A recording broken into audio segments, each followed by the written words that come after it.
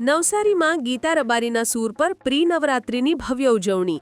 નવરાત્રિના આગમન પહેલા નવસારીમાં ભવ્ય પ્રી નવરાત્રિ મહોત્સવ યોજાયો હતો. ઇસ્કોન મંદિર પાસેના વિવાંતા ગાર્ડનમાં આવેલા એસી ડોમમાં લોકગાયિકા ગીતા રબારીના સૂર પર ખેલૈયાઓ મંત્રમુગ્ધ થયા હતા.